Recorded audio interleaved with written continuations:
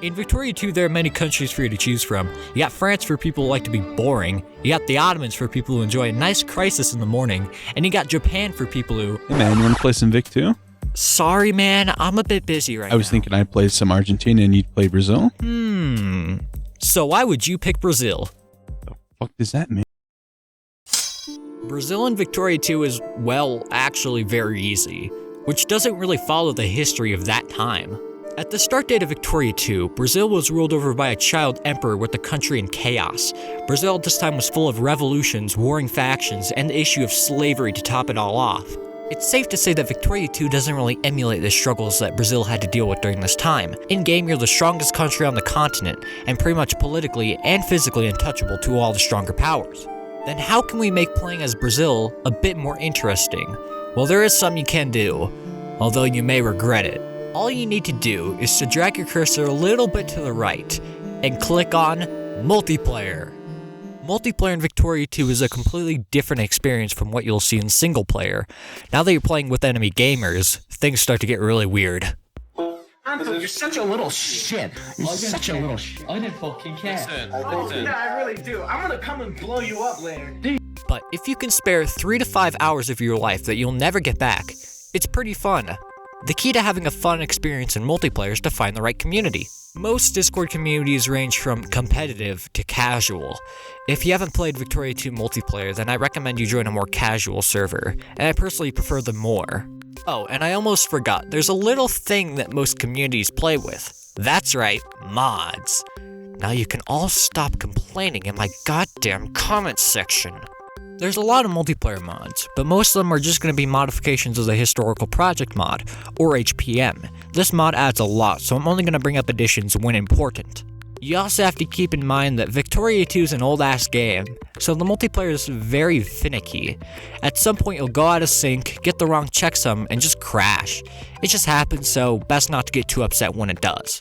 But besides for those issues, multiplayer can allow for some of the most fun moments in the game. What was I talking about again? Oh right, Brazil. Before you make any diplomatic actions as Brazil, first you need to take care of something. You see, in this mod, Brazil actually starts off at war with a little country called Rio Grande do Sul. This war started because someone wanted rights or something like that.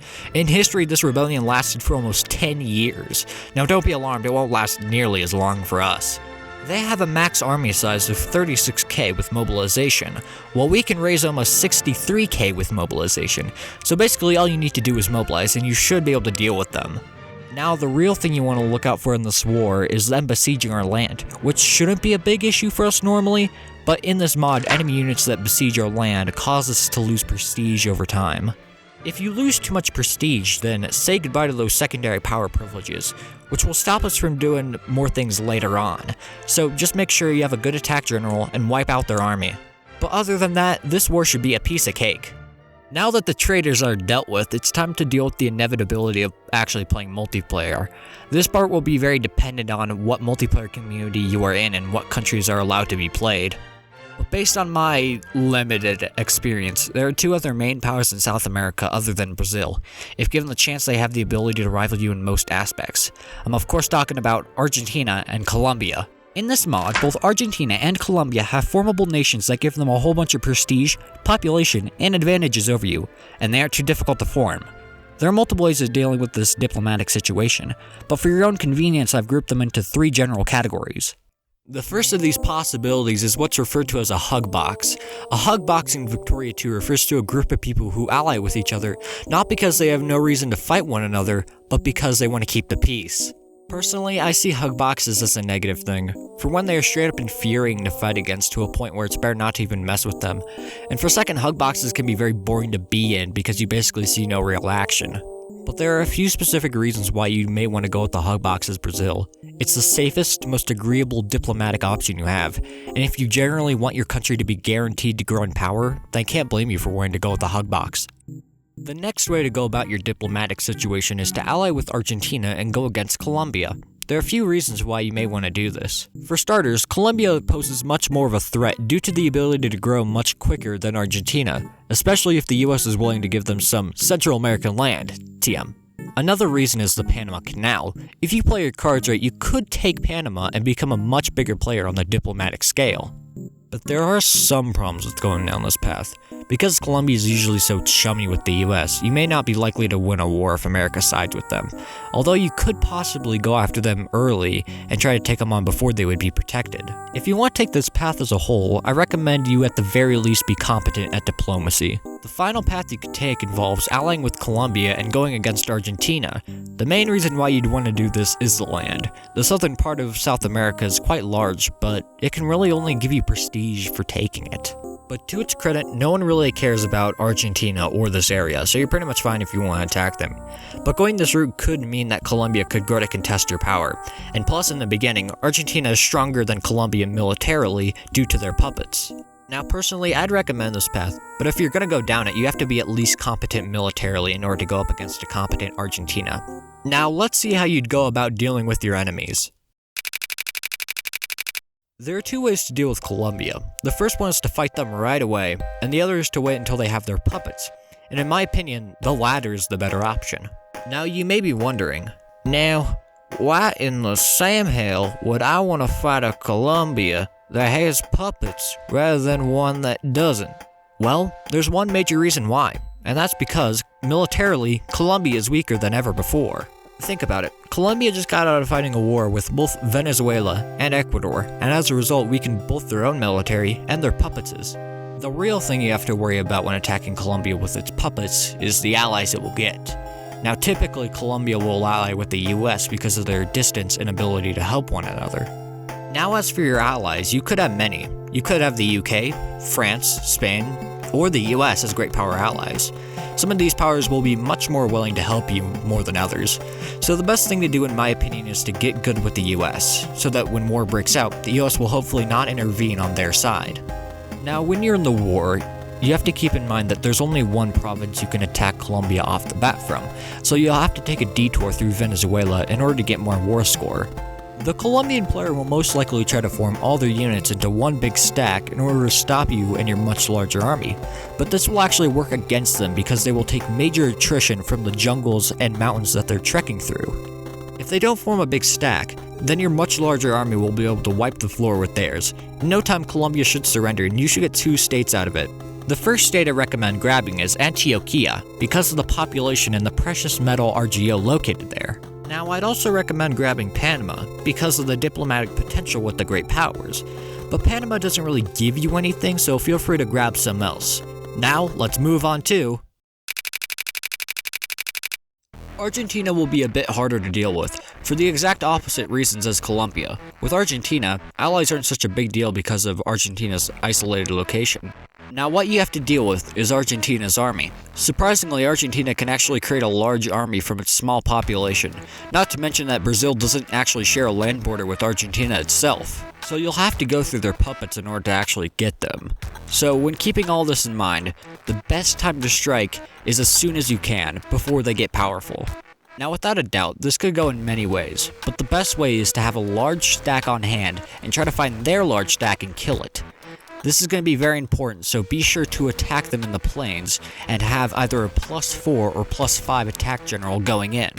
Argentina generally has the advantage if you attack them, but if you win this battle and follow up, they should be done for.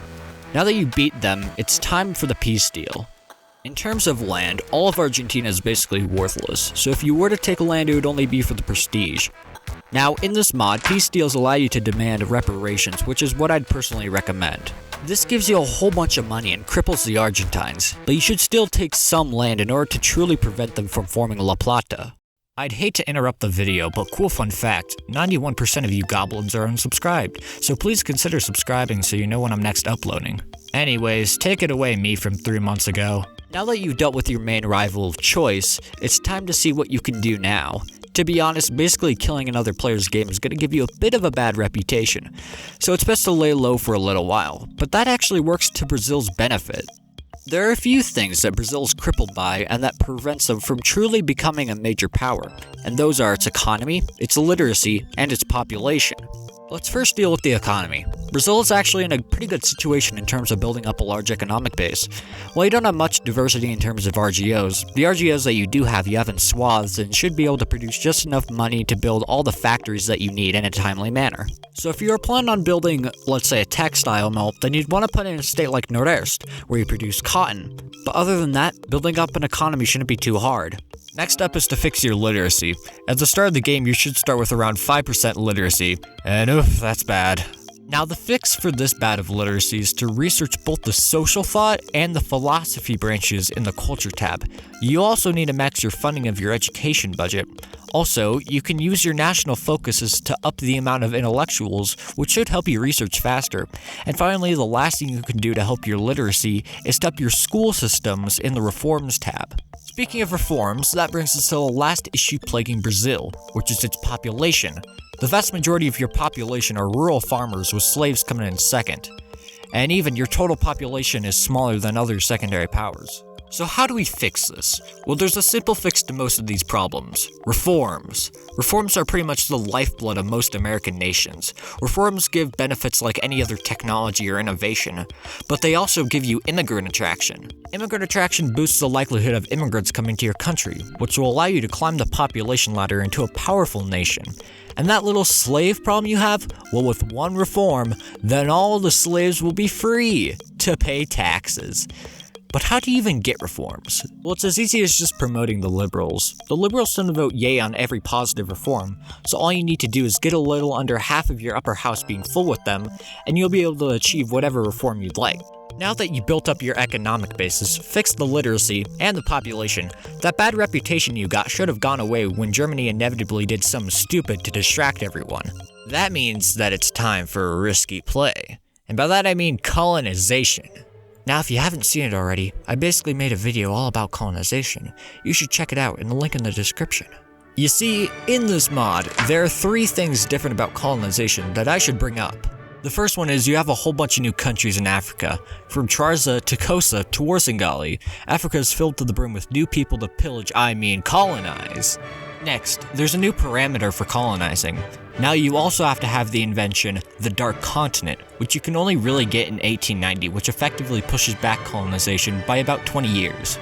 Third thing is that some colonization is done through events, but as Brazil, you don't get any of those special colonization events. Now, how do we take advantage of these systems? Well, it's actually quite simple. Normally, Brazil can barely reach the western coast of Africa with upgraded ports. But luckily it's filled with a bunch of uncivilized countries, which will allow us to just take a nice boat trip over there instead of relying on colonial range. Now it's time to get a piece of that African pie. By the time that you see fit to civilize the people of Africa, the major powers have already beaten you to it. Most of the good places have already been taken. So it's best to get in there while the pie is still warm. Because people usually want something immediate to spend their infamy on that's a safe bet at the start of the game, where else do they go but Africa? But where exactly is the best spot to civilize? Well, you don't want to take a place that's very valuable because then that would only make you a target for taking it. But you also just don't want to take any backwater that'll give you nothing. So in my opinion, the best place to take is the Congo or Ethiopia, because you should be able to get a large amount of population off them, and you'll get some more RGOs. Now that you know where to go, you have to get a foothold there, so take some transports and speed off. Now, because immigrants pretty much stop coming to you when you're at war, it's best to go as fast as you can when taking over new land. Hopefully within a month or 2 you should have taken it. Now you gotta make sure you're a large player there, so grow your empire, invest in the land, and make sure people know it's yours. Hopefully by doing this it'll give you some stake when people actually start to colonize the area, either diplomatically or old-fashioned. Now from there, claim as much land as you can. However, how much you can claim will depend on how strong you are and how strong the great powers think you are. Hopefully that early attack and your control over the area did you some favors in intimidating the other players. That should give you some leeway to take more than what you'd expect Brazil to take. Now of course you can't take all of Africa, because that's Portugal's job, but you can take a portion which should give you more population and prestige. But all in all, that's what you should do in playing multiplayer Brazil. First deal with Rio Grande do Sul with minimal losses, next assert your power over your neighbors, and finally become a major power and take some of Africa, all while growing in size due to immigration. For the rest of the game, I recommend just going with the flow, and by that I mean fight in international global conflicts. Fighting in multiplayer is both the most fun part of it and the most unbearable part of it. If you're winning a war with a bunch of other people, it's fun, but if you're losing a war, then you'll feel frustrated and unmotivated when it's done. But as Brazil, you basically win every war you fight, if you don't mess it up. The only way your mainland can be attacked is through naval means, so in order to prevent any attacks, it's best to have a strong navy. Now, navies do cost a lot of money, so it's good that we strengthened our economy earlier in the game. Now, another reason why you'll probably be fine in any conflict you enter is because, well, no one really cares about Brazil. The only time someone would want to invade you is if you look weak, or in a war when all your other allies are dead. But at this point you look anything but weak, and your alliance should give up before anyone would even want to attack you. In most of the conflicts, you want to ally up with either the US or UK. You don't want to mess with either of them due to their conventionally large navies, so the best thing to do is just to help them. The best thing you can do in these wars is just look for the weakest member of the enemy alliance and try to invade them navally. This should prove to be quite the annoyance to the enemy alliance, because if they do nothing about it, then a whole bunch of Brazilians will start appearing at their border. But if they do something about it, then that means there's less troops on the more important front line, which could be just enough for their line to collapse. Now that you should have hopefully won the war, you can ask for some concessions, such as expanding that colonial empire in Africa of yours. But that's pretty much it in terms of the mid to late game. Oh, I almost forgot. One more thing. Oh, come on! The power went out. Well, I guess this gives me an opportunity to tell you what you can do in single player, I guess. Let me just find it real quick. Ah, here it is. So as mentioned at the start, playing Brazil is literally one of the most easiest things ever, right next to playing Prussia. You literally only need half a brain cell to be successful. To start off the game, we'll attack Colombia to steal Panama. This is so we won't have to deal with every major power trying to sphere them later on. This war shouldn't be too hard, just make sure not to attrition and wipe out all the Colombian units in the fields, farmlands, or hills. Next, conquer as many of your neighbors as you can. All of your neighbors are really weak, so it should be simple to take care of them. Just be careful of them allying with each other or America trying to sphere them. The next problem in taking over all of South America is Venezuela. Britain tries to sphere them almost instantly at the start of the game for some weird reason. So in order to take them, what you need to do is when you become a great power, you need to influence Venezuela and keep influencing them. Pro tip: when the AI decreds you, it's best to stop influencing that country because then the AI will also stop influencing that country. By doing this trick, you should eventually be able to kick the UK out from influencing Venezuela. But be sure not to sphere them because when you take them over later, you will lose 10 prestige and gain 1 militancy when you have to kick them out of your sphere. The final but optional step is to colonize Africa. As stated previously, an upgraded port of yours will be in range to colonize Africa, and by taking what we've learned from the last video, we'll be able to take a larger amount of Africa this time around compared to when we played multiplayer. Oh, would you look at that, my power came back on. Well, unless they rehost, I really can't join back, so that'll have to do it for today. But let's think about what you've done. You were able to take the South American powerhouse and mold it into a worldwide power that both players and AIs fear. Now let's just hope you don't get on the UK's bad side. Hey guys, sorry I didn't upload for 9 months. Time really slips by when you're doing nothing. This video's really been in the works ever since January, but it was only like a month ago when I decided to actually grind it. Anyways, I think you know the drill at this point. I'm gonna read some of your comments and make fun of you. So the first one we got here is by Curious Con Man, and he says, I should be ashamed for having more subs than you. You have great production quality. Don't bring yourself down like that, man. You actually upload consistently. Also, thank you to everyone who left like a nice comment on the last video. It wasn't unseen. Okay, next one. Hope you liked it. Okay, last one is by Everett Balthworth, who says, you ought to try to get into one of those Bocoen games. Okay, so Bocoen has like 331,000 more subscribers than me. I think I'm a bit out of his league. And plus, I'm way too busy right now to even consider doing it. Anyways, that's gonna do it for me, so be sure to subscribe, leave a comment, and follow my Twitter if you want to be notified when I next upload. And with that, wait, who are you?